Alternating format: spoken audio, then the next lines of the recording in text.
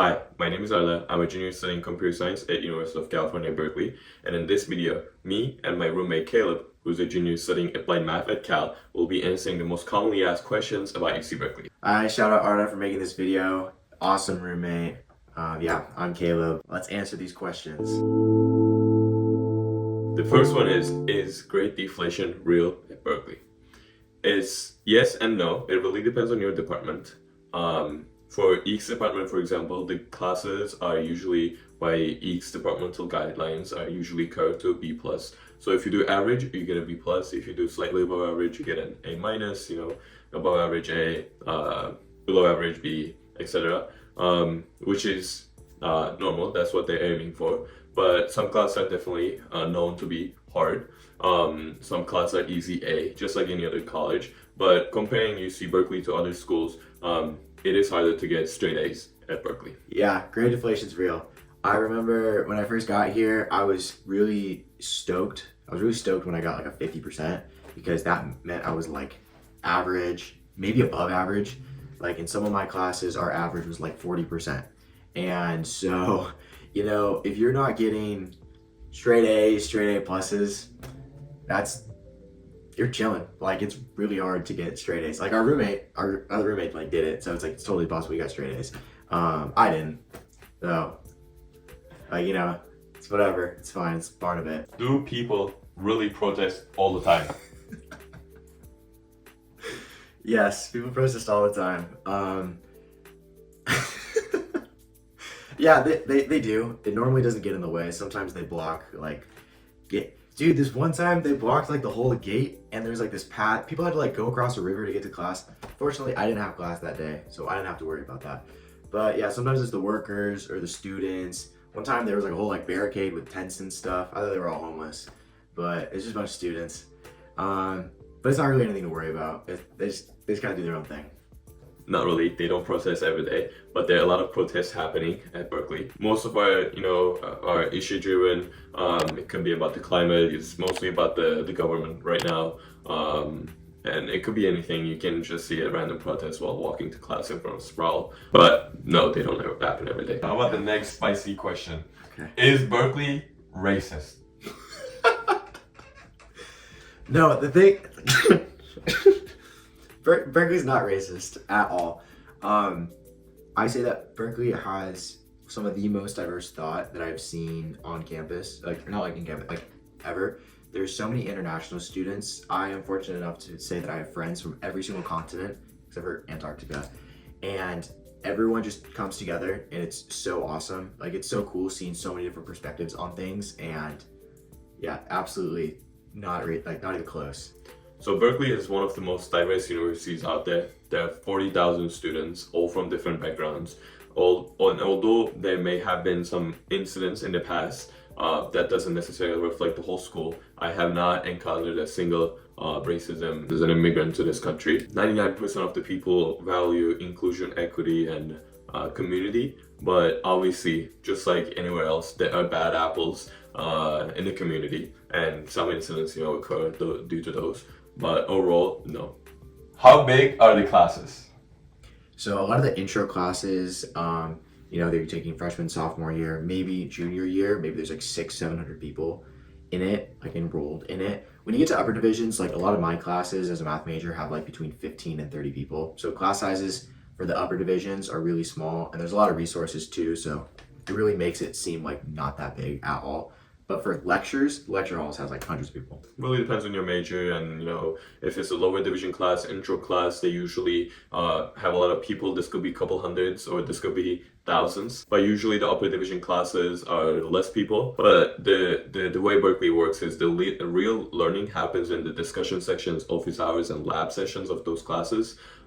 This is where you can get personalized support from TAs, GSIs, and maybe and if you go to professor office hours, professor one-on-one, I'm able to effectively learn with how it is. But it's definitely harder to build connections with the professor, but it's not impossible if you always go to their office hours and make that connection happen. Is imposter syndrome common? Yes. Almost everyone that you meet has imposter syndrome, but it seems like I don't know anyone who's doing bad though. Most people that I know are actually doing pretty well. It just feels like, because you see the outliers of people doing super crazy good, and so it makes you feel like, you know, you got to compete. Yeah, imposter syndrome is real. It's just something you got to work through and get over. Just kind of remember that everyone's kind of feeling it a little bit. The answer to that is yes. It is common. Everyone here is smart, and it's easy to feel to left behind. But you're not the only one. Okay, talk with people, get mentorship, and lean into the community. But always remember that the Cal admission office does not make any mistakes. So if you admit it, it means that Cal admission office saw a future in you, and it's up to you if you can see that future, if you can see that same feature in yourself and work towards that. Is Berkeley cutthroat? Yes, to some degree. Obviously, some majors like CS, some engineering ones seem to be a little bit more cutthroat because a lot of them are trying to get these like big FANG offers and stuff. A lot of the mentality is I don't need to do the best. I just need to do better than the people next to me. So in that sense, it's cutthroat, but there's actually a really good sense of community here. I haven't met anyone personally who's like super rude or just like totally an ass. For the most part, everyone's super nice. Like even if it does feel a little cutthroat. Depends on your major. Usually, comparing non-STEM majors with STEM majors, non-STEM majors are not as much as cutthroat as STEM majors. But STEM majors, although they're very competitive, that's not necessarily something bad. And competitive environments are the environments where you can grow the most, where you can learn the most, and where you can push yourself the most. If, you know, let's say if everyone was getting A's in that in a class, you wouldn't really push yourself to learn the material fully in order to get a good grade, you know. And Berkeley is different, or the clubs are harder to get into, or if you want to change your major, majors are harder to get into. If you find that community and if you seek out that supportive circle, you know, you'll be fine. And you might ask the next question: is Berkeley difficult? And it is.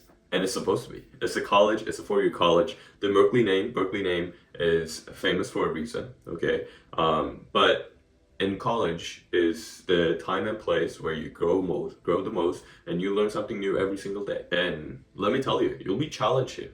You'll be overwhelmed here, but you will also grow more than you expect. So just make sure to manage your time wisely and do your best. Yeah, Berkeley's pretty difficult. You know, the whole point is to challenge you. You have some of the smartest people in the world here, and so in order to challenge them, the curriculum has to be really difficult. And so it is hard. It does challenge you, but that's okay. You kind of gotta treat it as a challenge. It's pretty fun, but yeah, I mean, it's not too bad. Just gotta work hard, but everyone's kind of doing it together, so it makes it better. Talking about the competitiveness and difficulty of UC Berkeley, how about the social life, you might ask? And the social life is good. It's not bad or it's not great. It's not as good as UCLA or UC Santa Barbara, let's say. But it's definitely not bad. Coming over here, I was expecting, you know, everyone is gonna be studying, everyone's gonna be nerds, everyone is just gonna be focused on their class. But what I didn't realize is there's so many people at Cal, 40,000 students, and most of them wants to have fun during their college years, and there are a bunch of frats, a bunch of parties, activities, and there's a lot of things going on, and it's definitely a social school. And overall, the social life is really nice once you can get those friend connections built. It's nice. The social life at Berkeley is what you make of it. If you're willing to go out and meet people, your social life will be great. I can't go anywhere on campus without running into someone that I know, but I also know other people who just sit in the library, sit at home all day, and their social life is definitely a lot lower. But Berkeley is a pretty social place. If you're interested in research, you might ask, how hard is it to get research opportunities? I'm in nanotech laboratory this semester, and Berkeley being one of the leading research institutes, there are tons of different research opportunities. There are a lot of different labs in a bunch of different areas, STEM, non-STEM. So it's not easy, I'll say. It's competitive. But once you get your foot in the door, it's a lot easier to just using your connections in your lab. It's a lot easier to switch between labs and get more papers if you're interested in that, or get more experience, or just experiment with different things. So I would say apply to research labs as soon as possible. Even if you're not interested in master's or PhD, get that research experience, because when else are you going to get that research experience? There's research opportunities for everyone. I know some people that are basically communication, media studies majors, and they're getting research things that you're able to do, data science, computer science, chemistry. There's research opportunities for everyone. I personally have not done any of the research here because I got rejected. But there is a lot of opportunities in other aspects. Berkeley has a lot of connections where you're able to do internships abroad, locally inside the United States, and does have a lot of connections so you're able to have some type of opportunity, not just research, but also internships. coming back to living at Berkeley, the next question is it safe? And the answer is yes and no. Okay, it's not the safest city in California.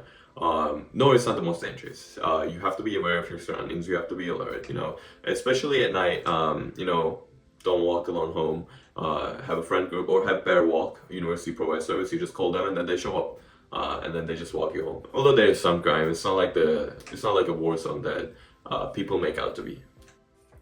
Yeah, I don't know. I get like the warnings and stuff. Like one time there was like apparently people like coming by and like shooting people with like pellet guns or BB guns, but like that's like on the far side of like on the other side of town. That nothing ever really happens. It's pretty safe, especially on campus. Campus is safe. Around the dorms are pretty safe.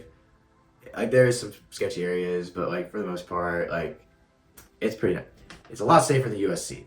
We'll say that. The next question is about the food. The dining hall is okay, but the real food experience comes in non-franchise local restaurants on Telegraph and surrounding areas of campus. Asian Ghetto and Duran food courts are, must-see places. Gypsy's Italian places, affordable Italian shop. There are a lot of different shops. They don't allow big franchises to build on Telegraph, so it's locally owned, local shops that you can try different tastes, and overall it's good.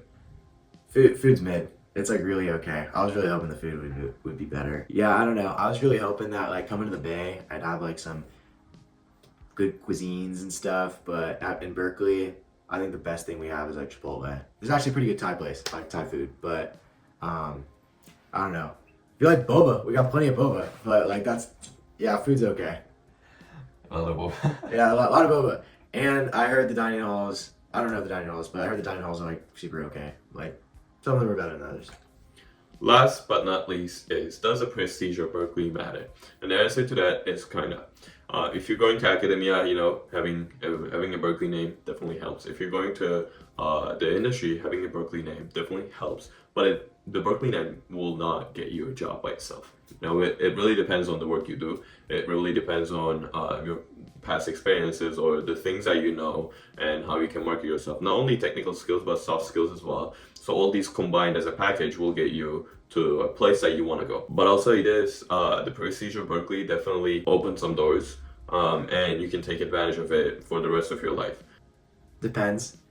The prestige of Berkeley sometimes matters. I think in some situations it definitely helps a lot. For instance, I've been able to meet some CFOs, CEOs of multi-billion, trillion-dollar companies just because I go to Berkeley and they're coming here, they're reaching out to the students here. So in that instance, the prestige of going to Berkeley does help. But at the end of the day, like, it's up to you. Just because you go to Berkeley doesn't make you better than someone else who goes to another school that's not Berkeley. But in some instances, it does allow you to have some opportunities, but you still need to put yourself in the right place. Thank you, Caleb, for answering all of our questions. I'm putting your socials down below. Make sure to follow me to see what life is like at Berkeley. On TikTok, The Real Caleb Kawano, Instagram, calebkawano.life. He posts something every single day. Yeah, I post something. Yeah, I post every single day. Feel free to DM me. People DM me every single day asking what life is like and stuff. Shout out to Arda for being the greatest YouTuber ever for transfer advice, how to get internships, especially in this cooked CS market, which he claims is not cooked. Next video is gonna be why the CS job market is not cooked. According to you, it's not. Peace. Thanks. Overall, me and Caleb answered the most commonly asked questions about UC Berkeley. If you have any other questions that you would like us to answer, drop it down in the comment section. You can check out my other videos about how I got into Berkeley, how I got my project at American Express, and 10 things I wish I knew before coming to here and more. Outside of that, thank you for watching and see you next time.